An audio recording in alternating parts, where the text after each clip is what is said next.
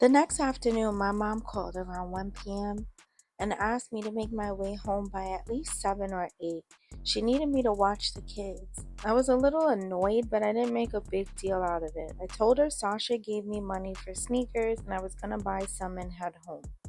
She had to be sidetracked because she didn't ask me any questions, thankfully.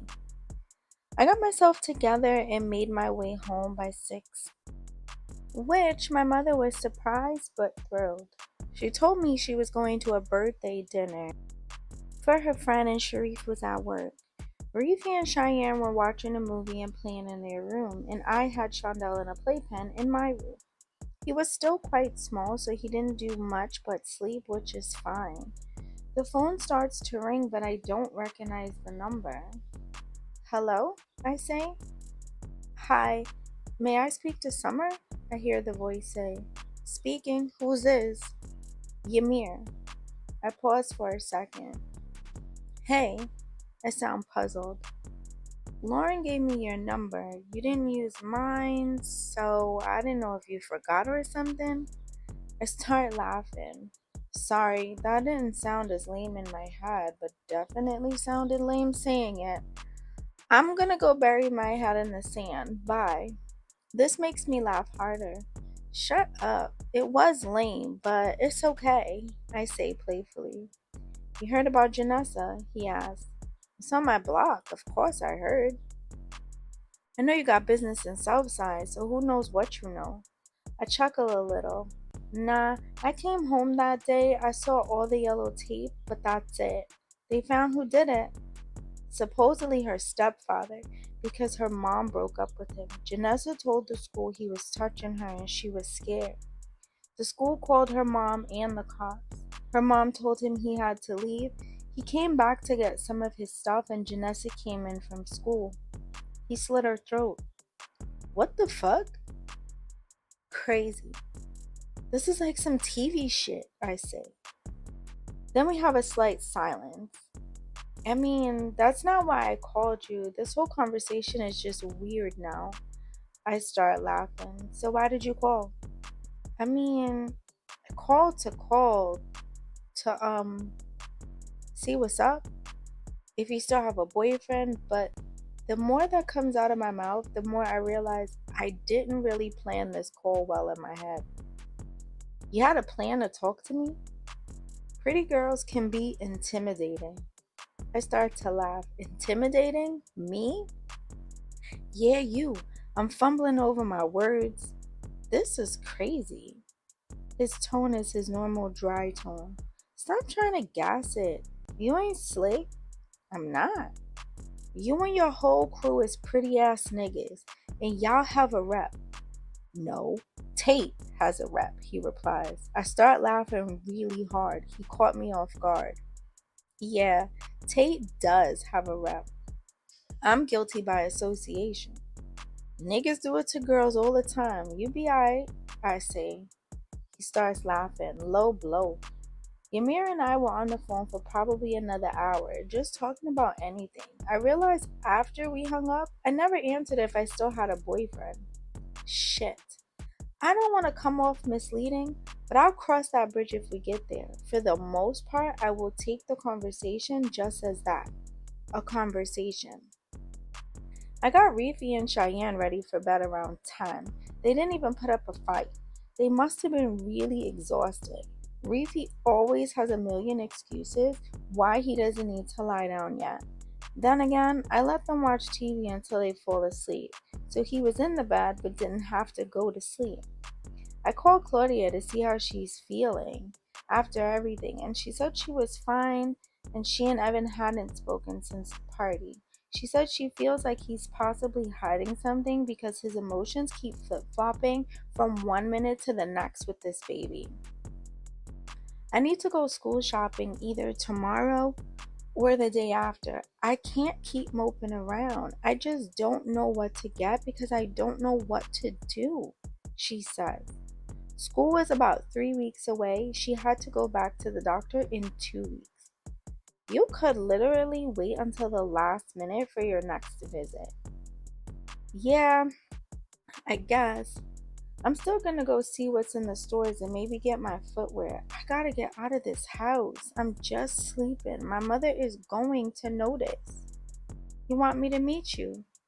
I do, but I don't. I just need to walk and think to myself. You'll distract me and make me laugh. I love you, but I need to think. No problem. No offense, she replies quickly. None taken, seriously. I talk to her for about 20 more minutes and then we hang up the phone.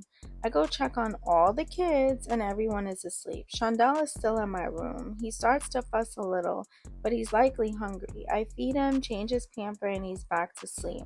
I made myself comfortable in my bed and kept his playpen close by. I start flipping through the channels until I fall asleep. The next morning, when I woke up around 8, I realized Chandel didn't wake up for his bottle. I look over and Chandel wasn't in his playpen. I started to freak out until I realized both of his parents live in this house and likely took him when one of them came in. I wanted to roll back over, but I should probably be a good big sister and go check to make sure by some freak chance someone didn't kidnap my brother. When I open my room door, I hear my mother as loud as ever on the phone saying she's making Chandela a bottle and she had fun at her friend's party. So I go to the bathroom and then back to my bed for a few more hours. Around noon, I wake up again. Now seems like a good time to start the day. I don't even know what to do today.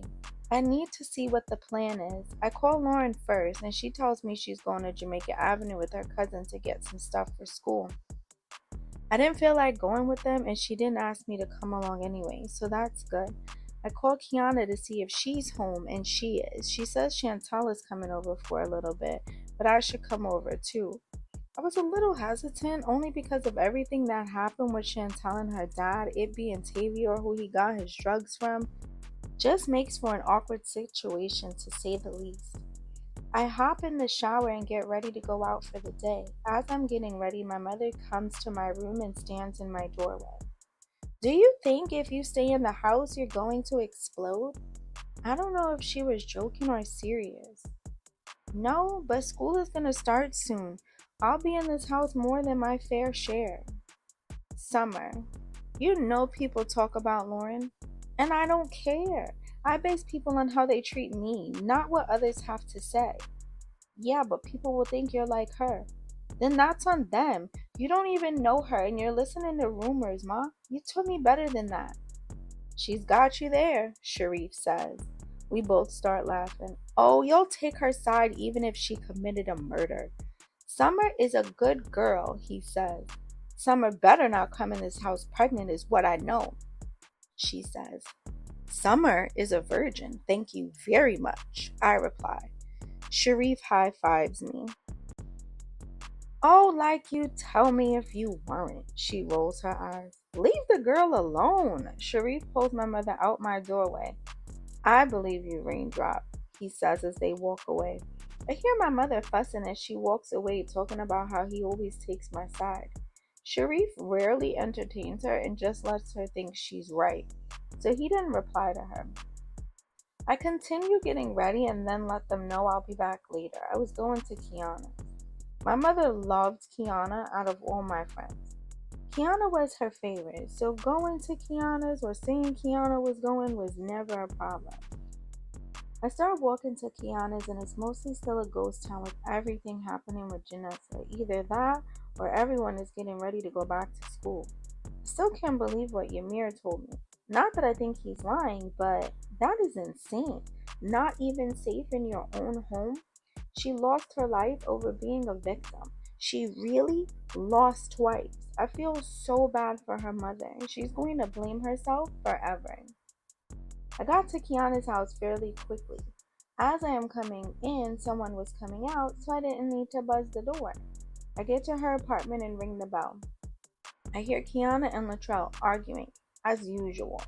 He's always calling her ugly, and they look like twins. If I am ugly, you're ugly, stupid, I hear her say. Yeah, you're the ugly side of me, like me with a cold. That was corny, she says as she opens the door. Yeah, that was corny, I say as I walk in. Who asked the brightest light bulb ever made? I couldn't help but laugh. Shut up, Latrell. Chantal was sitting on the couch, and her look went from comfortable to awkward when I walked in. I guess Kiana never said I was coming. Thanks, Key. Why you look nervous when Summer walked in? Latrell asked. She looked even more uncomfortable when he asked her. I see she's still trying to compose herself. Why you always starting shit? Shut up. She don't look like nothing. She looks like she wants you to leave. All of us want you to leave, I say. Mom, Summer in here cursing. Latrell sticks his tongue out. Summer? I hear her mother say from the back. Hi, Mommy, I scream out and I start to walk toward the back. Snitch, bitch, I whisper as I walk by. I walk to the doorway of her room and knock on the door. She was on the phone, so hopefully she didn't hear me curse. Hi, Mom. Summer Rayne, I know you're not cursing. No, Latrell is telling stories. I say, trying to sound innocent. Watch your mouth, child. She continues on the call. I walk back to the living room. Kiana's apartment was a nice size. They had a 3-bedroom apartment, but the living room had so much space. When we were younger, around 10 or 11, we used to play football in the house. Yes, football. We used to soft football, so it was girls versus boys. This had to be the dumbest idea we had simply because her brothers were on a Pop Warner football team. We were the cheerleaders for the team, so clearly we never won. We didn't do tackling, or we weren't supposed to be. But damn if our brothers didn't throw us into things. There was one night we were playing, we were home by ourselves. I don't know why Latrell felt the need to grab my leg, and naturally I'm going to fall. I fell headfirst into the damn fish tank. The glass didn't break, but it hurt. I had to hold my head for a minute, and I didn't move at first. Latrell got so nervous. Then out of nowhere, I got up and ran to the couch that was the zone for Kiana and I's touchdown, and definitely made my touchdown. We laugh for weeks about this. Every now and again, we bring it up, and we still laugh like it just happened. I have no idea what made me get up and run for a touchdown. And then we had to lie about the speed knot on the side of my head. Their parents came home and almost had a heart attack with the size of the knot. We told them Latrell threw the ball at me for bothering him, and he just got screamed at, but much better than football in the damn house.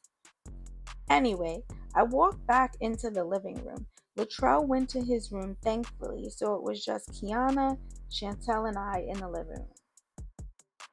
I sit on one of the couches away from Chantal. I'm surprised you're not at Claudia's, Kiana asks. Nah, she want to be alone for a bit. Kiana nods. What happened? Chantal asks. Nothing. We just be up and out all hours of the night. School starts soon. She wants to get her sleep schedule together. Oh. She looks like she wants to say something else, but is hesitating. Why? I asked to see if she'll say what's on her mind. I was hoping I didn't mess things up with everything and Tavior. Who's Tavior? Latrell asked as he's walking by to go to the kitchen. Mind your business, Kiana and I say in unison. Y'all so corny, he says. And you want to be down, Brandy? Move. We all start laughing. Even Latrell had to laugh at that. He continues to the kitchen, gets his juice, and goes back to his room. We stayed quiet until we heard the door close. Nah, you didn't mess anything up. Oh, because I haven't seen them come back. Not that I'd know anyway, but my dad went to rehab, so thank you. I didn't do much, but you're welcome. How's rehab going? I guess okay. This is all new for us.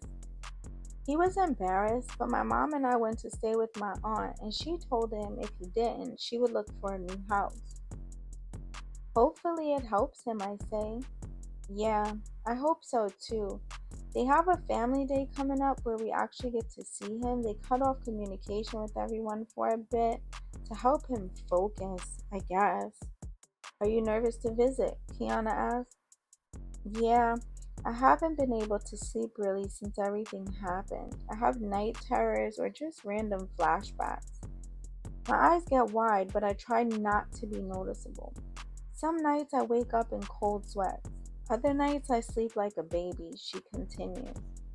Well, the baby in my house wakes up a lot during the night, so don't sleep like that, I say in a joking manner, trying to lighten the mood.